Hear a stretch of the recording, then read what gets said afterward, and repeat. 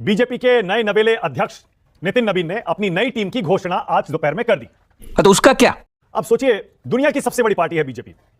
ऐसे में बीजेपी में कोई बड़ा बदलाव हो और उसकी चर्चा ना हो, कैसे हो सकता है? ये हमारा सबसे वफादार कुत्ता है। यश बोलिए, क्या कह रहे हैं, बताइए। अब गर्दा उड़ेगा भैया। ऐसा है कि ऊपर पट्टी में लिखा हुआ आ रहा है कि बीजेपी ने बताई पहचान, कौन है दिमागी नक्सल।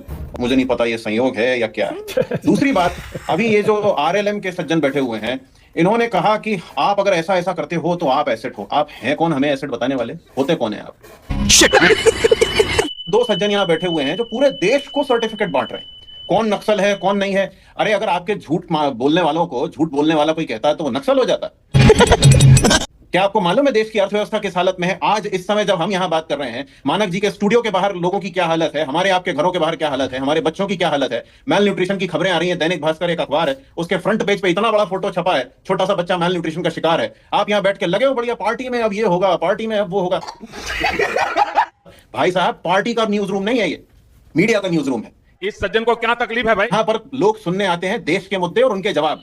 आपका चीजी कॉन्वर्सेशन, आपका ये पार्क कॉन्वर्सेशन जहां आप गोला बना के घोड़ा बादाम शाही खेल रहे हो 100 साल से, you can do that anywhere.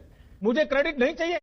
कब हमारे देश के युवाओं को जवाब मिलेगा कि उनको सवाल पूछने के बदले उन पर बंदूक चलाई गई, AK-47 चलाई गई, पैलेट गन चलाई गई, किलो वाले लट्ठे चलाए गए? ये तो धोती खोल रहा है। और क्यों चलाए गए? क्योंकि आपकी पार्टी के एक मंत्री ने उनको गलत कह दिया, सिर्फ इस बात के लिए कि वो सवाल उठा रहे हैं। एक फिल्म है, क्योंकि फिल्मों का बड़ा बोलबाला है आप लोगों के राज्य में। एक फिल्म है 2005 की, हॉलीवुड फिल्म है।